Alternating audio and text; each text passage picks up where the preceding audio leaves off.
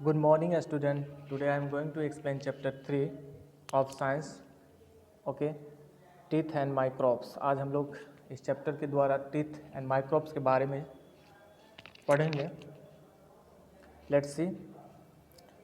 A snake can swallow an egg whole, but what about you? You have to chew your food with your teeth before swallowing it.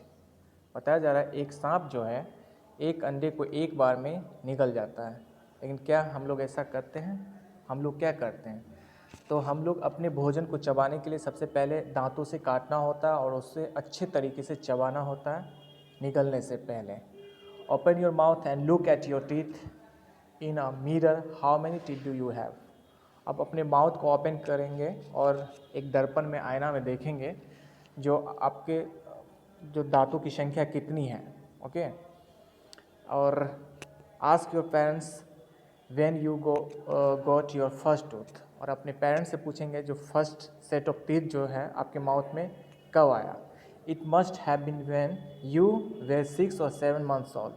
तो dear यहाँ पे बताया जा रहा है जो ये जो फर्स्ट सेट ऑफ टीथ जो बच्चों को आता है, लगभग बच्चे जब 6 और 7 months के हो जाते हैं तब दांतों का फर्स्ट सेट जो है वो आता है. By the time a child is 3 years old, जब बच्चे 3 साल के हो जाते हैं, ही और सी यूजली हैज़ अ 20 टीथ. तो दांतों की संख्या कितना हो जाता है? 20. This first set of teeth is made of milk teeth और टेम्प्रोरी टीथ. यह जो फर्स्ट टीथ जो आता है वो मिल्क टीथ का बना होता है, जिसे हम लोग मिल्क टीथ और टेम्प्रोरी टीथ कहते हैं. वो परमानेंटली नहीं होता. Okay, see When the child is about 6 years old, the milk teeth begin to fall.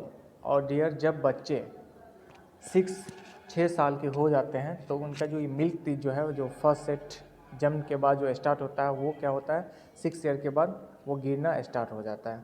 Okay, new teeth that are bigger start growing in their places. और एक नया दांत जो है उस जगह पे जहाँ पे वो मिल्क टीथ जहाँ से टूटता है और वहाँ पे एक नया दांत जो है ग्रो होना स्टार्ट हो जाता है उसी जगह पे. These are call a permanent teeth. और वो जो दांत जो होता है जो ग्रो होता है वो परमानेंट टीथ कहलाता है. By the time the child becomes an adult, जब बच्चे एडल्ट हो जाते हैं वयस्क हो जाते हैं, ही और सी हैज़ अ 32 परमानेंट टीथ. तो उसके दांतों की संख्या उस समय कितनी हो जाती है? 32 हो जाती है. ओके, तो आपने क्या समझा? तो first teeth set of teeth जो आपके माउथ में आता है डियर वो आपको लगभग 6 to 7 मंथ के जब आप होते हैं तो पहला सेट जो आता है. लगभग आप जब 3 साल के होते हैं तो आपको आपके माउथ में दांतों की संख्या जो होती है वो 20 होती है. ठीक है, और 6-7 साल में आते आते क्या होता है जो आपका जो मिल्क टीथ होता है परमानेंट टीथ होता है वो गिरना स्टार्ट होता है और उसी की जगह पे एक न्यू टीथ जो है ग्रो होता है जिसे हम लोग परमानेंट टीथ कहते हैं. और जब बच्चे एडल्ट हो जाते हैं तब बच्चों के दांतों की संख्या जो है वो कितना हो जाता है जी? 32 हो जाता है. ओके, चलिए नाउ काइंड्स ऑफ टीथ. अब हम लोग टीथ के प्रकार के बारे में समझेंगे. Open your mouth and look at your upper and lower jaw in the mirror. अब अपने माउथ को फिर से ओपन करेंगे और देखेंगे अपर जॉ यानी ऊपर की जबड़े बोला जाता है और बॉटम यानी नीचे की जॉ को मिरर में दर्पण में देखेंगे. Compare the teeth in the front with the teeth at the back. तब आप कंपेयर की जो आपके जो फ्रंट में जो दांत है और बैक में जो दांत है उस दोनों के बीच में तुलना करेंगे. What different do you find? तो किस तरह का आप डिफरेंट फाइंड करेंगे? You will see different types of teeth. तो आप देखेंगे दांत जो है वो अलग अलग प्रकार का होता है. तो देखिए पहला जो होता है वो इंसीजर होता है जिसको हम लोग कटिंग टीथ भी कहते हैं. First is the incisors cutting teeth. They are the 4 teeth at the front of each jaw. There are the 4 teeth at the front of each jaw. तो जॉ कितने होते हैं डियर? जॉ होते हैं 2, एक upper jaw and second is lower jaw. तो प्रत्येक jaw में आपको 4 इंसीजर्स होते हैं यानी 4 जो होता है वो फ्रंट में अपर जॉ में होता है और 4 फ्रंट लोअर जॉ में होता है. They help to cut and bite food. वो भोजन को काटने में मदद करता है. There are 8 incisors in all. और इंसीजर्स की संख्या कितनी होती है यानी इंसीजर्स टीथ की संख्या कितनी होती है? 8 होती है. यानी 4 इंसीजर्स अपर जॉ में और 4 इंसीजर्स लोअर जॉ में. ओके डियर, नेक्स्ट कैनाइंस जिसको हम लोग टीयरिंग टीथ भी बोलते हैं. ठीक है। टीयरिंग मीन्स चीरना फाना, जो भी कोई हार्ड ऐसा भोजन है जैसे मीट वगैरह, तो उसमें कैनाइंस का यूज होता है। या फिर हम शुगर केन खाते हैं तो कैनाइंस का यूज होता है। The canines are next to the incisors, they are sharp and pointed. देखिए कैनाइंस क्या होता है, वो इंसीजर के जस्ट, इंसीजर के बाद जो टीथ होता है वो कैनाइंस ही होता है, ठीक है। वो बहुत ही तेज और पॉइंटेड होता है, नुकीला होता है। They are use for tearing food like meat, there are 4 canines in all. और इसका इस्तेमाल जो है भोजन को चीरने में किया जाता है, जैसे कि मीट हो गया। और कैनाइंस की संख्या कितना होता है डियर, 4 होता है। 2 कैनाइंस आपके अपर जो में होता है, 2 कैनाइंस आपके लोअर जो में होता है, ठीक इंसीजर्स के बाद। ओके, जो पॉइंटेड है आप अपनी टंग से टच करके इस चीज़ को नोटिस कर सकते हैं। ओके, नेक्स्ट प्रीमोलर्स, जिसको क्रशिंग टीथ भी कहते हैं। Okay, the premolars are the 2 teeth next to each canines. The premolars जो होता है वो कैनाइंस के जो नेक्स्ट, यानी कैनाइन के बाद जो टीथ होता है वो प्रीमोलर्स ही होता है। They are flat and wide, जो कि चौड़ा होता है और ठीक है और फ्लैट होता है। They help to crush food, वो भोजन को क्रश करने में मदद करता है। There are 8 premolars in all. और प्रीमोलर्स की संख्या कितनी होती है डियर, वो 8 होता है, ठीक है। 4 अपर जॉ में और 4 जो होता है आपको लोअर जॉ में। वो भी उसमें भी 2 टीथ जो होता है आपको लेफ्ट साइड एंड 2 टीथ होता है right side. Okay, and last जो होता है डियर वो मोलर्स, जिसको ग्राइंडिंग टीथ कहते हैं। ओके, यहाँ पे देख सकते हैं molars, grinding teeth. The molars are the 3 teeth at the back of the mouth. ये मुंह के सबसे पीछे की जो हिस्सा होती है, जो टीथ होता है दांत, उसे ही हम लोग मोलर्स कहते हैं। Next to the premolars, premolars के बाद जो होता है उसी को मोलर्स कहते हैं। दे आर ब्रॉडर, बहुत ही चौड़ा होता है। They help to grind food, भोजन को पीसने में मदद करता है। There are 12 molars in all. और मोलर्स टोटल कितने होते हैं, 12 होते हैं। 3 माने 6 अपर जॉ में और 6 लोअर जॉ में। तो उस अपर जॉ में 3 जो मोलर्स होता है वो लेफ्ट साइड और 3 हो जाता है राइट साइड। ओके, चलिए now we learn structures of a tooth. अब हम लोग टूथ की स्ट्रक्चर्स के बारे में के बारे में हम लोग समझेंगे, उसकी बनावट कैसे है। चलिए देखते हैं। The part of tooth that can be seen above the gum is called the crown. तो टूथ का वो पार्ट्स जिसे देखा जाता है, जो देखा जा सकता है, उसे क्राउन कहते हैं। Okay, the outer layer of the crown is made of a substance called enamel. और क्राउन का जो आउटर लेयर है, बाहर का जो सतह है, उसे हम लोग इनेमल कहते हैं। It is a hardest substance in your body. ये हमारे शरीर में सबसे हार्डेस्ट, सबसे कठोर जो है सब्सटेंस होता है। It is very difficult to scratch the surface of this layer. और इस लेयर में, इस सतह में स्क्रैच आना बहुत ही डिफ़िकल्ट होता है, क्योंकि ये बहुत ही हार्ड होता है। Beneath the enamel is a layer of dentine. It is not as hard as enamel. यह जितना हार्ड इनेमल होता है उतना हार्ड ये नहीं होता है। ओके, यहाँ पे डियर आप देख सकते हैं स्ट्रक्चर्स ऑफ, देखिए यहाँ पे स्ट्रक्चर है। यहाँ पे देखिए इनेमल, ये पार्ट्स हो गए, डेंटाइन, गम, पल्प, बोन, ब्लड वेजल्स, ये रूट हो गया। ओके, और यही पार्ट, जो पार्ट दिखता है, इसे क्रॉन कहते हैं। इसी का ऊपर का लेयर देखिए, ये इनेमल है, जिसमें स्क्रैच आना भी डिफ़िकल्ट है, क्योंकि ये सबसे हार्डेस्ट सब्सटेंस होता है। Okay, this is the structures of teeth. आप अच्छे से देख सकते हैं, समझ सकते हैं। ये ऊपर की पार्ट, अभी आपने क्राउन के बारे में पढ़ा, जो पार्ट्स को हम देख सकते हैं वो क्राउन कहलाता है। इसके ऊपर की पार्ट जो है इनेमल लेयर जो होता है वो इनेमल कहलाता है। इसके जस्ट नीचे की लेयर को डेंटाइन कहते हैं। दिस वे आप इस स्ट्रक्चर्स को समझ सकते हैं और याद कर सकते हैं। Okay, the inner most portions of the tooth is called a pulp. और इनर मोस्ट यानी सबसे अंदर की जो पोर्शंस होता है टूथ का, वो पल्प कहलाता है। The pulp contents blood vessels. और उस पल्प में आपको क्या होता है, ब्लड वेजल्स होता है and nerves. The part of the tooth that is inside the gum is called a root. The part of the tooth, tooth का वो भाग जो गम के इनसाइड अंडर होता है, उसे हम लोग रूट कहते हैं। It hold the tooth firmly in place just like the root of a plants. और ये दांतों को होल्ड करके रखता है, जैसे जिस प्रकार से एक पौधे को उसके रूट जो है स्टैंड करके रखता है, सपोर्ट देता है, इस प्रकार से हमारे दांत को वो फ्रेम देता है और होल्ड करके रखता है। Okay dear, now damage to your teeth. If you look after your permanent teeth properly they will last a life. अगर आप अपने परमानेंट टीथ को प्रॉपरली ठीक तरीके से आप अगर उसकी देखभाल करते हैं तो वो जीवन तक चलेगा। Okay, but if you do not look after them, अगर उस दांतों को परमानेंट टीथ को आप अच्छे से देखभाल नहीं करेंगे, दे में डिके, वो सड़ेगा एंड फॉल आउट और गिर जाएगा। Once permanent teeth fall out new teeth will not grow in their places. तो आपने इससे पहले क्या समझा, तो मिल्क टीथ जब टूटना स्टार्ट होता है और उसकी जगह पे एक न्यू टीथ आता है और वो परमानेंट टीथ होता है। जब एक बार परमानेंट टीथ अगर गिर गया तो फिर वहाँ पे नया दांत न्यू टीथ जो है ग्रो नहीं होता है। Okay, it is therefore very important to look after your teeth. इसलिए यह बहुत ही ज़रूरत है, आवश्यक है कि हम अपने दांतों की देखभाल करें। When you eat, जब आप खाते हो small bites of food get stuck between your teeth, तो क्या होता है, भोजन के जो छोटे छोटे टुकड़े हमारे दांतों के बीच में स्टक हो जाता है, फंस जाता है। If this bites okay stuck between your teeth, if this bites of food are not removed, अगर इस छोटे छोटे टुकड़ों को अगर हम नहीं निकालते हैं तो small living things called germs start growing on them. तो क्या होता है, एक छोटा सा लिविंग थिंग्स, जीव जिसे हम लोग जर्म्स कहते हैं, वो पनपना स्टार्ट हो जाता है। ओके, डीके मीन्स डियर क्या होता है, to not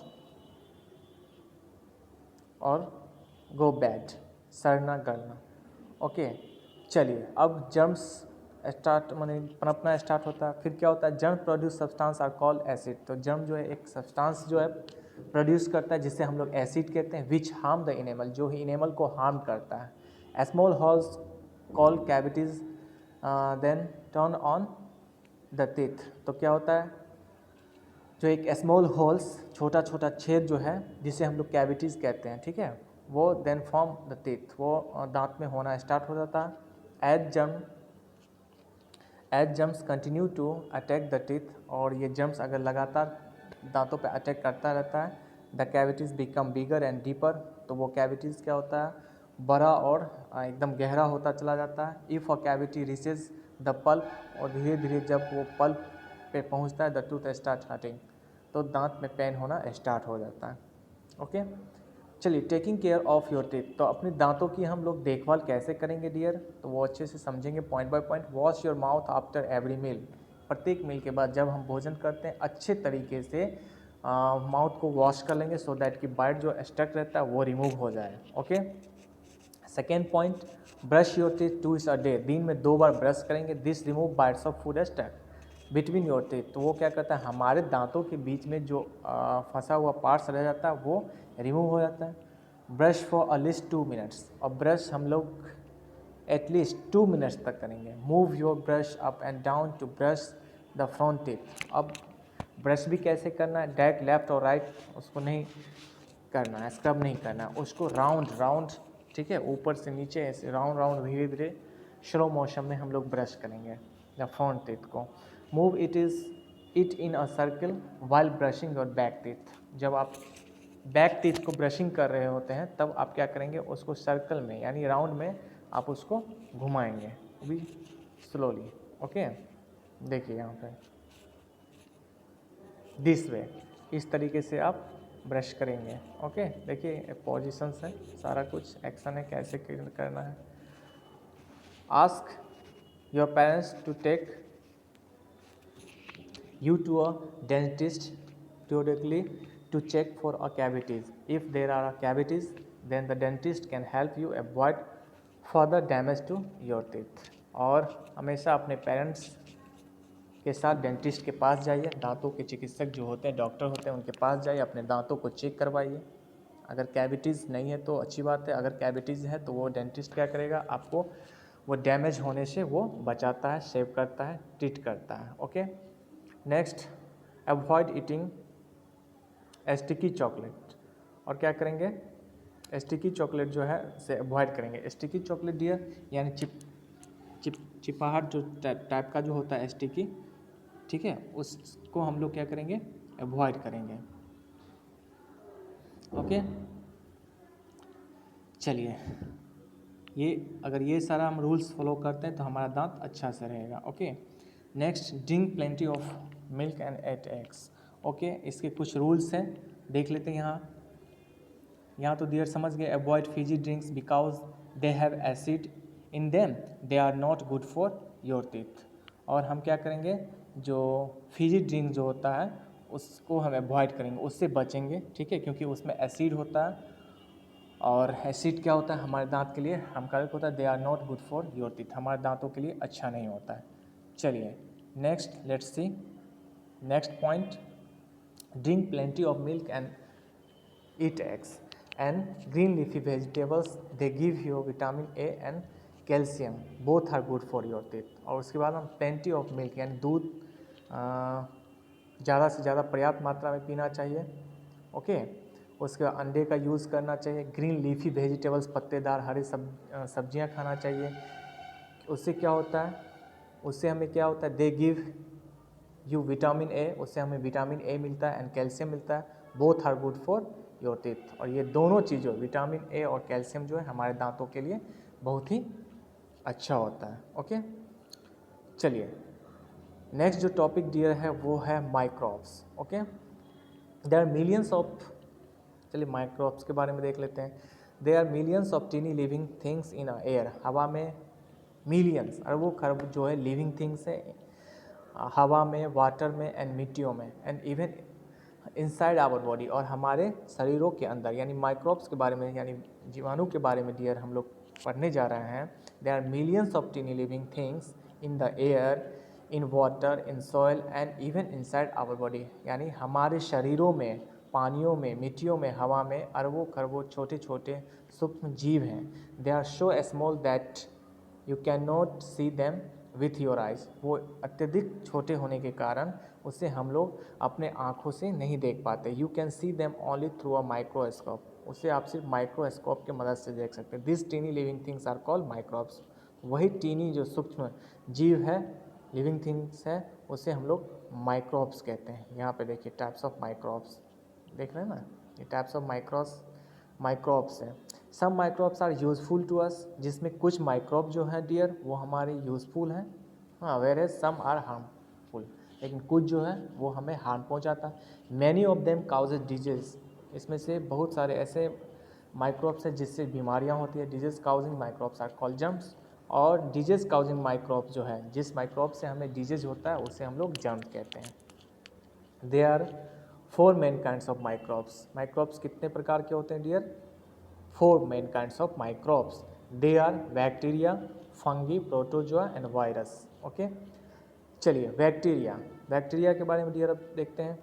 bacteria are found everywhere, bacteria जो है डियर वो प्रत्येक जगह पाया जाता है, they are the most common living things on the earth, इस पृथ्वी पे बैक्टीरिया प्रत्येक जगह पाया जाता है, ये कॉमन लिविंग थिंग्स है। They are of different shapes, ये अलग अलग शेप्सों में होते हैं। देखिए harmful bacteria causes disease such as typhoid and food poisoning, they also cause tooth decay. देखिए हार्मफुल जो बैक्टीरिया होता है इससे हमें टाइफाइड हो जाता है, फूड पॉइजनिंग हो जाता है, और ये हमारे दांतों को भी शराता है। Useful bacteria help in the DK of dead plants and animals, और यूजफुल बैक्टीरिया क्या करता है, तो डेड प्लांट्स और एनिमल्स को सड़ने गलने में वो मदद करता है। They are use in making foods such as cheese, और उस बैक्टीरिया का जो है यूज इस्तेमाल भोजन में भी किया जाता है, जैसे कि पनीर हो गया, वेंगर हो गया एंड योगर्ट हो गया। Some bacteria help animal digest food, कुछ ऐसे बैक्टीरिया हैं जो एनिमल्स को भोजन पचाने में मदद करता है, okay dear. Now next protozoa, okay. Protozoa यहाँ पे देखिए, protozoa live in wet place and in the bodies of, देखिए प्रोटोजोआ जो है आपको गीले जगहों पे रहता है, ठीक है, गीले जगहों पे रहता है, and bodies of plants and animals, और जानवरों और पेड़ पौधों के बॉडी में ये पाया जाता है। Some of them causes disease like malaria, इसमें से कुछ जो है कुछ डिजीज होता है, जैसे कि मलेरिया जो है इस प्रोटोजोआ के ही कारण होता है, okay dear. Now next is virus. Viruses are the smallest of all microbes, virus जो है डियर जितने भी माइक्रोब्स है सबसे ये छोटा होता है। देख cause disease like the common cold, influenza, flu जिसको बोलते हैं, मिजल्स है, नम्स है एंड पोलियो है, ये सब जो है वायरसेस के अंदर आते हैं। Now last and next fungi. देखो fungi grow on dead and rotting material. Fungi जो है आपको कहाँ पनपता है, तो जो डेड, जो मरे सब्सटेंस होते हैं, जैसे पेड़ पौधे होते हैं, या फिर जो मटेरियल्स जो रोटिंग होता है, सड़ना गलना स्टार्ट होता है। They cause skin problem such as ringworm and dandruff. Some fungi are useful, लेकिन कुछ फंगी जो होते हैं वो यूजफुल होते हैं। East is the fungus that is use in a making bread. East एक प्रकार का फंगस है जिसका यूज़ ब्रेड उरेड बनाने में किया जाता है। Okay dear, this way your chapter 3 has completed. आपका चैप्टर 3 जो है कंप्लीट हो गया। इस चैप्टर में हम लोगों ने टीथ के बारे में समझा, उसका स्ट्रक्चर्स के बारे में समझा, काइंड्स ऑफ टीथ के बारे में समझा, सबका फंक्शंस अलग अलग है, और फिर हम लोगों ने माइक्रोब्स के बारे में जाना और टीथ को देखभाल कैसे करेंगे।